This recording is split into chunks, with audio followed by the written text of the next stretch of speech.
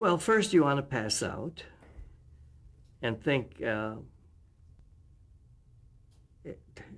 what do I do for this? I mean, you're empty. There's nothing until you hope for that inspiration to happen. You're given a title, perhaps. Or if you start from nothing, you don't even have the music, then you have to have an idea. Sometimes the music will give you that idea. Costume, an incident. You borrow, those inspirational moments come from many, many various objects.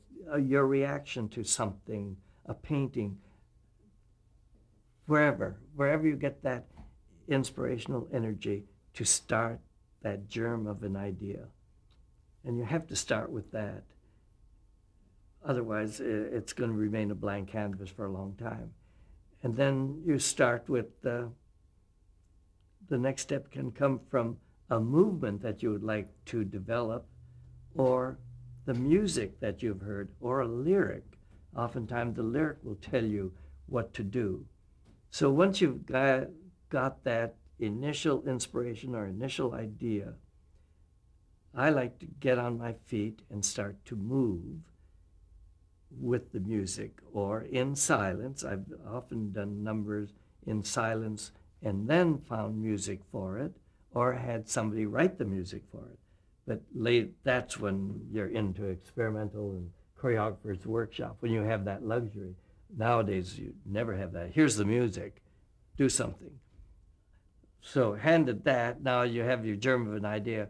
You start to create movement to interpret in your head the idea logically to progress you to, I still like to go with a beginning, a middle, and an ending. And often I'll get to the end first, and now how do I get there? Or I know I want the middle. This should happen in the middle. Or the beginning, I have an opening step, and that'll take me somewhere. And your inspiration automatically takes you through the movement, and you start to edit movement out and make movement happen to make this happen. And eventually that idea comes to fruition. Just like when I paint, I have an empty canvas, a color, I say, I love this color, will make me move into a certain direction. And choreography, if you are truly a choreographer, your inspiration will take you to where you have to go to complete each project. So I hope I remain inspired. Well, now for television, while you're thinking this, are you also staging in your mind? Always. Staging and editing. If we are not live and this is going to be edited, then I choreograph. I do the number first and then choreograph it for this should be seen close up, or this should be seen head to toe. Now let's bring them all together on a single shot. So I'm choreographing camera plus the dance. What are we looking at? What are we going to see? Rather than say, I'm going to choreograph this whole number, I'm going to put it all together. Okay, now shoot it. What should I look at?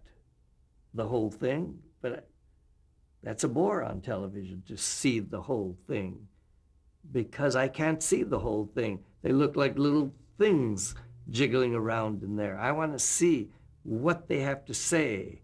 I want to see how it's moving, what are the dynamics of this number.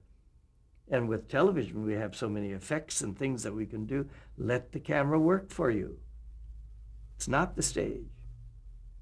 But many people choreograph for the stage, and then they say, okay, the director will shoot it. Yeah, but what? I mean, come on. The dance is going to be a bore if you don't let the camera report it correctly, I think.